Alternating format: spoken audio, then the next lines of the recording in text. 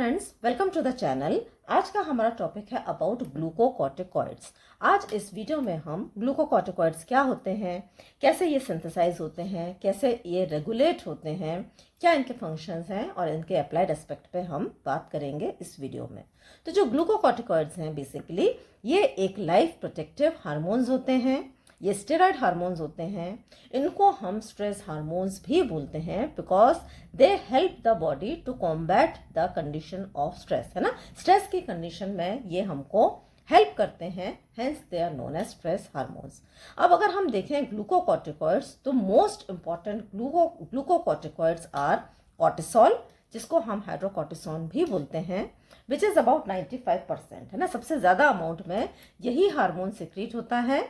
उसके बाद में corticosterone and cortisone which are about 5%।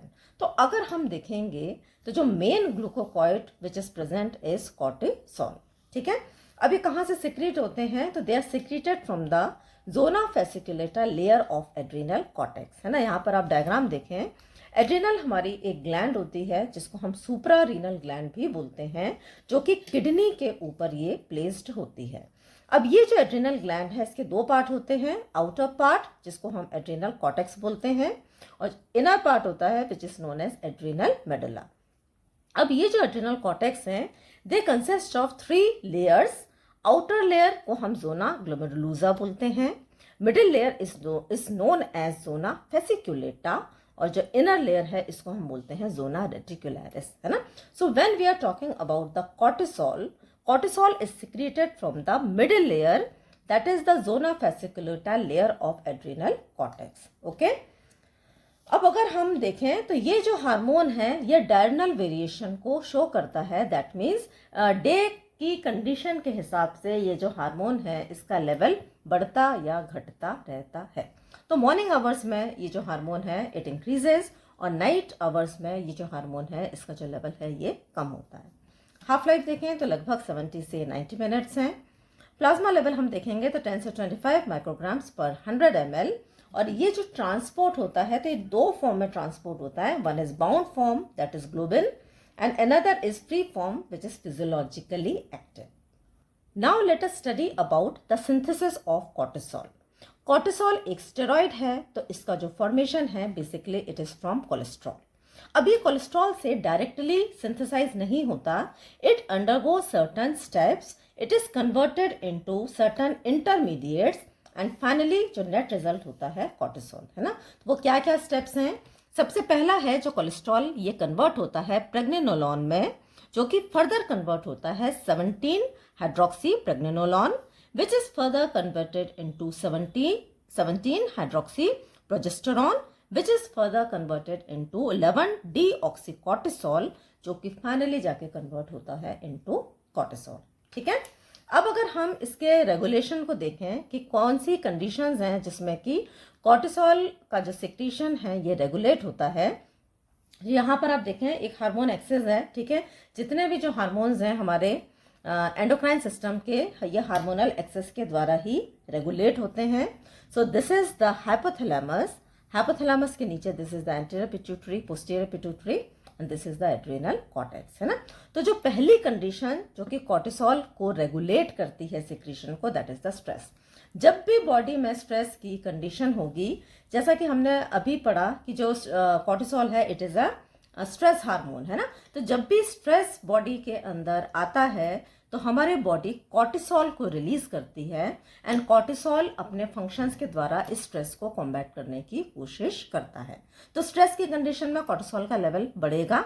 Then negative feedback mechanism, ये जो हार्मोन है it works by the negative feedback mechanism, जिसके के अंदर देखें आप ये जो हाइपोथैलेमस है, हाइपोथैलेमस से रिलीज होता है corticotrophic releasing hormone. This corticotrophic releasing hormone anterior pituitary को स्टिमुलेट करता है और अब एंटीरियर पिट्यूटरी से निकलता है ACTH, that is adrenocorticotrophic hormone.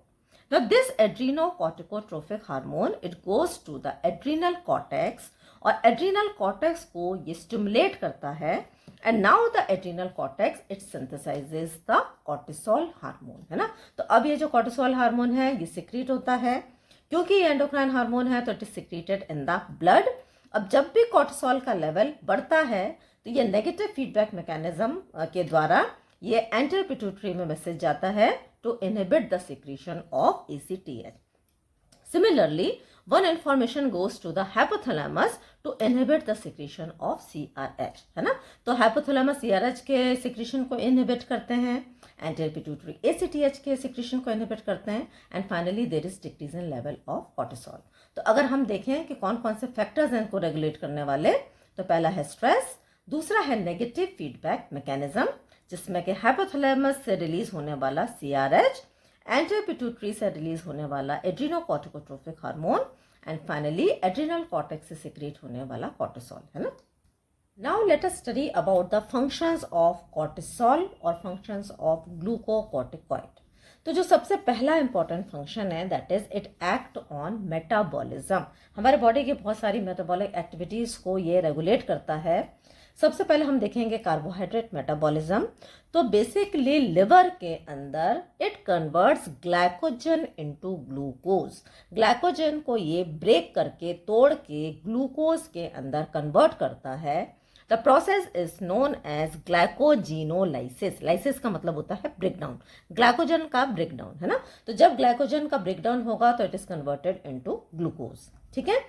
Protein metabolism में अगर हम देखें तो ये मसल्स पे एक्ट करता है और मसल्स में जो प्रोटीन्स हैं इनको ये ब्रेक डाउन करता है इनटू अमाइनो एसिड्स जिसको हम बोलते हैं प्रोटियोलाइसिस. प्रोटीन का लाइसिस, प्रोटीन का टूटना. ठीक है. तो प्रोटीन्स भी टूट के अमाइनो एसिड में कन्वर्ट हो गए, ग्लाइकोजन भी टूट के ग्लूकोज में कन्वर्ट हो गया. फैट मेटाबॉलिज्म हम देखें तो ये एडिपोज टिश्यू पे, हमारे फैट टिश्यू पे एक्ट करता है एंड उनको भी ये ब्रेक करता है इनटू फैटी एसिड्स. तो अगर आप देखें तो जो एंड प्रोडक्ट्स हैं हमारे जितने भी बिल्डिंग ब्लॉक्स हैं, ठीक है, ग्लाइकोजन कन्वर्ट हो गया ग्लूकोज में, प्रोटीन कन्वर्ट हो गया अमाइनो एसिड में, फैट कन्वर्ट हो गए फैटी एसिड में. The process is known as lipolysis. तो कुल मिलाकर ये एक तरीके से जो बड़े प्रोडक्ट्स को ये छोटे प्रोडक्ट्स में कन्वर्ट कर रहा है. That means it is responsible for the catabolism. This hormone is responsible for the catabolic activity, है ना. तोड़ने में ये रिस्पॉन्सिबल होता है. ठीक है. एनाबॉलिज्म को रोकता है, कैटाबॉलिज्म को ये हेल्प करता है. ठीक है. और ये सब क्यों कर रहा है? क्योंकि जब ये फाइनली एंड प्रोडक्ट्स निकलते हैं glucose, amino acid, fatty acids से एनर्जी मिलती है जो कि स्ट्रेस की कंडीशन को कॉम्बैट करने के लिए हेल्पफुल होती है. ठीक है. तो ये पहला फंक्शन है मेटाबॉलिज्म. अब अगर हम दूसरा फंक्शन देखें तो it increases the blood glucose level. अभी हमने क्या देखा यहाँ पे, glycogen is converted into glucose. तो ये क्या कर रहा है, ब्लड ग्लूकोज लेवल को बढ़ाता है. और ग्लूकोज लेवल इसलिए बढ़ा रहा है क्योंकि जब बॉडी स्ट्रेस की कंडीशन में होती है तो बॉडी नीड्स एनफ ग्लूकोज जिससे कि glucose will provide the energy और एनर्जी से स्ट्रेस की कंडीशन को हम आसानी से कॉम्बैक्ट कर सकेंगे, है ना. तो इंक्रीज ब्लड ग्लूकोज करता है. ठीक है.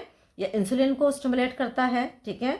और एडिपोसाइट्स को स्टिमुलेट करता है which results in centripetal obesity, है ना. तो यहाँ पे जो ओबेसिटी होती है it is of the centripetal type, यानी कि एब्डोमन के अराउंड ओबेसिटी होती है. लेकिन अगर हम मसल्स को देखेंगे तो मसल के अंदर वेस्टिंग दिखने को मिलती है. ठीक है. तो हम ये भी बोल सकते हैं it antagonize the work of insulin, है ना. तो इंसुलिन के ऑपोजिट काम करता है. इंसुलिन का काम क्या होता है? इंसुलिन का काम होता है ब्लड शुगर लेवल को कम करना. और ये हार्मोन क्या करता है? ये हार्मोन ब्लड ग्लूकोज लेवल को बढ़ाता है. ठीक है. अब अगर हम तीसरा एक्शन देखें तो इसका तीसरा एक्शन है it is action on stress, है ना. It is essential for survival during stress, है ना. स्ट्रेस की कंडीशन में ये हार्मोन रिलीज होता है और हमारे जो ब्रेन के जो टिश्यूज हैं उसको ये ज़्यादा से ज़्यादा एनर्जी प्रोवाइड करता है जिससे कि हम स्ट्रेस की कंडीशन को आसानी से झेल पाएँ. ठीक है. Then the next function is immunosuppressive. It suppress the immune system by decreasing T lymphocytes, है ना. तो ये हमारे इम्यून सिस्टम को सप्रेस करने का काम भी करता है. जो टी लिम्फोसाइट्स हैं उनके नंबर को ये डिक्रीज करता है. Next is anti inflammatory action. तो ये इन्फ्लामेशन के दौरान होने वाले बहुत से रिएक्शंस को प्रिवेंट करता है. It prevent inflammatory reaction. कैसे प्रिवेंट करेगा? By decreasing the release of inflammatory mediators, है ना. इन्फ्लामेशन की प्रोसेस में, इन्फ्लामेशन एक ऐसी प्रोसेस होती है, ठीक है, जिसमें कि redness, heat, swelling, loss of function ये सारी चीज़ें देखने को मिलती हैं एडेमा, ठीक है। तो इन्फ्लामेशन के दौरान बहुत से केमिकल्स रिलीज होते हैं बॉडी में जिनको हम केमिकल मीडिएटर्स बोलते हैं। तो ये जो हार्मोन है ये इन मीडिएटर्स के रिलीज को कम करता है। वो कौन कौन से मीडिएटर्स हैं? Some of them are named here: prostaglandin, thymoxine A2, histamine, interleukin 2 and cytokines. Then the next action is on the bones. तो bones में ये क्या करता है? It increases the osteoclastic activity of bone and it increases the bone resorption and hence it is responsible for osteoporosis. Bone के अंदर दो तरीके की एक्टिविटी होती है, एक बोन की ग्रोथ और दूसरा बोन के सेल्स का डिस्ट्रक्शन। तो ये बोन के सेल्स को डिस्ट्रॉय करता है जिसको हम ऑस्टियोक्लास्टिक एक्टिविटी बोलते हैं या फिर हम बोन रिजॉर्प्शन भी बोल सकते हैं। और अगर बोन के सेल्स हमारे डिस्ट्रॉय होंगे तो it will lead to osteoporosis. हमारी बोन्स वीक हो जाएंगी और वीक हो जाएंगी तो it will lead to fractures, है ना, ऑस्टियोपोरोसिस होगा, ठीक है। जो मिनरल्स हैं जो कि हमारे बोन्स को बनाते हैं वहाँ से मिनरल का लॉस होने लगेगा तो बोन्स बहुत कमज़ोर हो जाएंगी, बोन डेंसिटी कम होगी and there will be tendency to fracture. Blood vessels के अंदर ये वेजो कंस्ट्रक्शन करता है। ब्लड वेसल्स को जब ये कंस्ट्रक्ट करेगा तो अदर वर्ड्स में हम ये बोल सकते हैं कि ये हमारे ब्लड प्रेशर को बढ़ाता है। गैस्ट्रोइंटेस्टाइनल ट्रैक्ट में हम देखेंगे तो ये हाइड्रोक्लोरिक एसिड का प्रोडक्शन को स्टिमुलेट करता है और अगर हाइड्रोक्लोरिक एसिड का ज़रूरत से ज़्यादा प्रोडक्शन होगा तो it can lead to peptic ulcers, है ना। जो पेट के जो छाले होते हैं उनको हम बोलते हैं पेप्टिक अल्सर्स। रिप्रोडक्टिव सिस्टम में हम देखें तो ये गोनाडोट्रोफिक रिलीजिंग हार्मोन को इनहिबिट करता है which can lead to infertility. Central nervous system की नॉर्मल फंक्शनिंग के लिए ये हार्मोन रिस्पॉन्सिबल है। इट मेंटेन वाटर बैलेंस की एक्सक्रीटिंग वाटर इनटू यूरिन, है ना। तो यूरिन के अंदर वाटर के एक्सक्रीशन को बढ़ाता है and thereby water balance को मेंटेन करता है। मिनरल मेटाबॉलिज्म के लिए भी रिस्पॉन्सिबल है क्योंकि सोडियम का ये रिटेंशन करता है, ठीक है। फीटस पे अगर हम देखें तो ये हमारा जो सेंट्रल नर्वस सिस्टम है फीटस का उसका डेवलपमेंट करता है, गैस्ट्रोइंटेस्टाइनल ट्रैक्ट का, लंग्स का, स्किन का डेवलपमेंट करता है एंड जो लंग्स के अंदर सर्फेक्टेंट होता है जो कि बेसिकली सरफेस टेंशन को रिड्यूस करने का काम करता है, उसके भी फॉर्मेशन में ये इंपॉर्टेंट रोल प्ले करता है। अब अगर जो एड्रिनल कॉर्टेक्स है उसकी हाइपर एक्टिविटी हो जाए या फिर इन अदर वर्ड्स हम ये बोल रहे हैं कि जो ग्लूकोकॉर्टिकॉइड हार्मोन का सिक्रेशन बढ़ जाए, किस कंडीशन में बढ़ सकता है? हो सकता है एड्रिनल ट्यूमर हो कोई, तो एड्रिनल ट्यूमर की कंडीशन में जो ग्लूकोकॉर्टिकॉइड है इनका एक्सेस सिक्रेशन हो सकता है। या फिर कई बार क्या होता है कॉर्टिसोल का ट्रीटमेंट बहुत लंबे समय से चल रहा है, स्टेरॉइड ट्रीटमेंट अगर कोई व्यक्ति बहुत लंबे समय तक लेता है in that condition also glucocorticoid का लेवल बढ़ सकता है। तो ऐसी कंडीशन में it leads to a disease which is known as Cushing syndrome. और अगर ये जो ग्लैंड है इसकी हाइपो एक्टिविटी हो जाए दैट मीन्स ग्लूकोकॉर्टिकॉइड का जो सिक्रीशन कम हो जाए तो it leads to a disease जिसको हम बोलते हैं एडिसन्स डिजीज, है ना। इनके बारे में हम फर्दर वीडियो में डिस्कस करेंगे, ठीक है। तो ये था हमारा आज का वीडियो। अगर आज का वीडियो आपको समझ में आया है तो वीडियो को लाइक करें, चैनल को सब्सक्राइब करें, वीडियो को शेयर करें। Thanks for watching.